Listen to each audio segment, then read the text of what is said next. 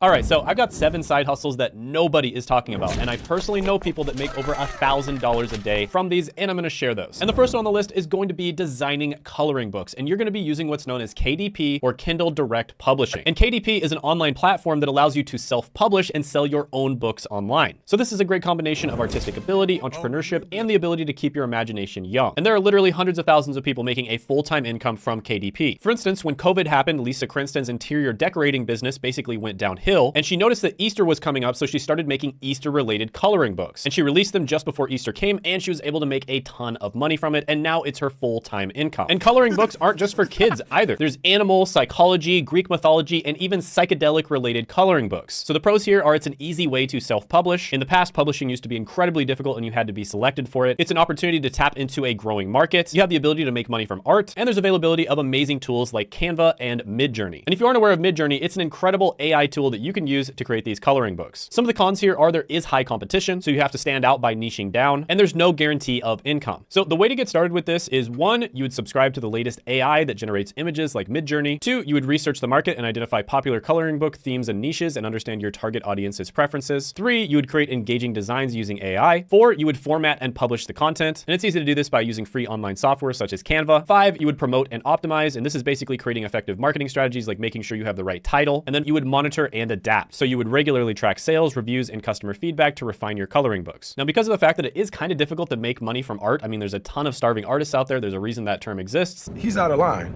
but he's right. This is an incredible opportunity, and I'm gonna give it a 9 out of 10 money score. The next one on the list might be great for you if you're shameless and you don't mind a bunch of people staring at you as you drive around in your car. And that's gonna be putting advertising stickers on your car with a company like Wrapify. And this is exactly what it sounds like. They wrap your car with a big sticker that is an advertisement and you get paid for it. Now, Sticker Ride is another company. You could use Wrapify or Sticker Ride, and they estimate this market is worth about $20 billion. Now, if you're willing to wrap your entire car, you'll earn on average about $264 to $452 per month. So that's pretty good money for basically doing nothing. It requires basically no skills. All you have to do is have a car and be able to drive, and you get started by signing up on websites like Wrapify. So the pros of this one is it truly is passive income. You'll probably get a lot of attention if that's what you want, and you make more money the more you drive. The cons of this one are limited availability depending on your location. So if you live in a location where there's not that many people, you're probably not going to be able to make money from this. There are some vehicle restrictions, and the more you drive, the more wear and tear you put on your vehicle. But overall, because of the fact that it's so passive, I have to give this one a money score of 9.5 out of 10. Even people who have the cleanest houses usually have dirty carpets and dirty mattresses. Oh my God. And that's because carpets and mattresses are incredibly difficult to clean. And the truth is, most cleaning services will not clean your carpets or your mattresses. And that's because you have to have specialized equipment and it takes a long time to do. And that's where you step in as a carpet and mattress cleaner. And you can make incredibly good money from this. In fact, 19-year-old Barry Minkow was able to start a $1 million business doing this exact thing. Now, this is something you could, of course, start a business with or do it as a side hustle or work for a carpet/mattress cleaning company. And the way you'd get started with this is you would advertise your services on websites like Craigslist or Facebook Marketplace. And then whenever somebody books a cleaning session and they pay you, then you take that money and you go ahead and rent or buy carpet cleaning equipment. And you can usually buy these specialized pieces of equipment for less than $100 on a website like Amazon. So the pros of this one are very lucrative income potential. You can easily make over $100,000 a year doing this. You also have flexible working hours since you're your own boss, and the satisfaction of providing a service that not that many other people do. Some of the cons of this one are physical labor is involved, an initial investment in equipment and marketing may be required, and dealing with potential customer complaints or very difficult stains may be stressful. But overall, I'm gonna give this one a perfect 10 out of 10 money score. And the reason I'm giving this one a perfect score is I remember I was trying to get my carpet cleaned one time and I had an incredibly difficult time finding someone that will actually do it. So one of the greatest joys in life is man's best friend. That's right, getting a dog. And many upper class or wealthy people have multiple dogs. And they love everything about their dog and everything in their life is perfect except for one thing: dog poop. And that's where the company Duty Calls comes in. Duty. And if you don't mind picking up rich people's dog poop, you can make really good money with this company. Well, okay, why not? Yes, there is a lot of demand for professional dog poop removal services. And a quote I love is sometimes the crappiest jobs can bring in some of the cleanest profits. I see what you did there. And an interesting fact is the average dog actually produces about 275 pounds of poop per year. Now, you could work for this company or you could just start your own business, and there's a man named Cesar Jimenez that makes $25,000 a month picking up dog poop. And there's another article here titled "How I Made My First Million from Dog Poop."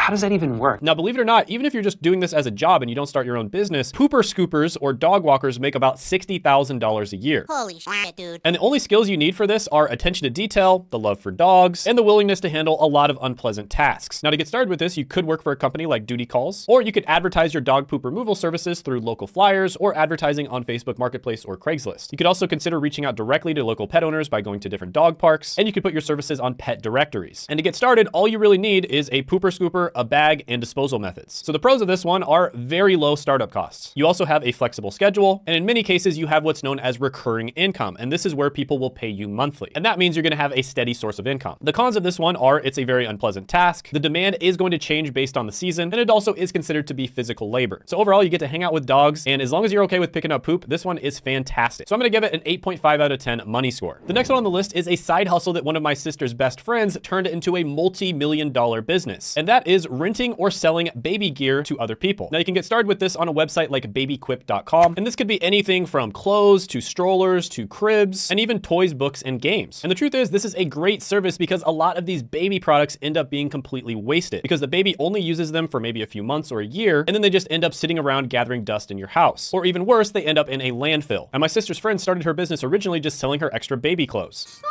So it started off as just a side hustle, but then she ended up turning it into a full-time income. And now she has a bunch of different locations and she retired in Hawaii. I want some of that too. So with BabyQuip, the way you get started is you apply online, then you get onboarded, and then you start delivering gear. And you get to keep 85% of the commission on completed rentals. So the pros here are this can be a great source of passive income by renting out baby gear. It's way less wasteful than the old way of doing things, and you have the flexibility to set your own prices and control your schedule. Some of the cons here are, depending on your area, there may be limited demand for baby gear. The market can also be somewhat seasonal, and then there's gonna be some wear and tear on the baby gear, so you're gonna have to maintain it and clean it. But overall, I'm gonna give this one a money score of 8 out of 10. Now, the next one on the list is a super passive way to make money, and this is especially good if you're busy working on the computer all day long anyways. And that's going to be house sitting, and you can get started with this by going to trustedhousesitters.com. And this is basically where you take care of someone's house while they're away. So you might be doing things like watering their plants, feeding their pets, and just taking care of the general maintenance of the house. And while you're house sitting, you can just be working on something else anyways. So house sitters do make about $34,000 a year, so it's not incredible money, but it is relatively passive. And it's not bad for getting paid to just play with somebody's pets. So the skills needed for this are trustworthiness, good communication, a sense of responsibility, and basic home maintenance knowledge. And you can get started with this by creating a profile on trustedhousesitters.com. So the pros of this one are being able to enjoy the comforts of a new home, and usually these homes are going to be relatively nice, and the ability to network and build connections with homeowners. Some of the cons of this one are the responsibility of taking care of somebody's house, the limited income potential, and limited availability depending on where you live. But overall, I'm going to give this one a 7 out of 10 money score. Now, the next one on the list is a side hustle that I have done myself for many years, and it can be incredibly lucrative, and that is picking up trash. Oh, wait, you serious? And you can get started with this with trashbutler.com, basically making sure that the property is well managed and clean. But on top of that, in many cases, you can actually make money selling things that you find in dumpsters. Oh my wizard god, it's that easy? And this is exactly what I did. So basically, when I was going to college, every single semester, the frat houses and the sorority houses would end up throwing away a bunch of perfectly good electronic equipment. So they would throw away PlayStations, Xboxes, TVs, etc. What the damn hell? And this was because they were moving out and they didn't have any room for it. So I would just go around to all the different dumpsters, pick these things up, and then sell them. And there's an article about people in San Francisco that do this with billionaires. And it's titled, "In San Francisco, Making a Living from Your Billionaire Neighbor's Trash." And it talks about a guy named Jake Gorda who literally makes a living doing this. How is that even possible? There's another guy in New York named Vladimir that also does the same thing. And even if you just do this as a job, trash pickers make about $39,000 a year. Teach me. So the skills you need for this is basically just observational skills, so being able to be clean. Okay.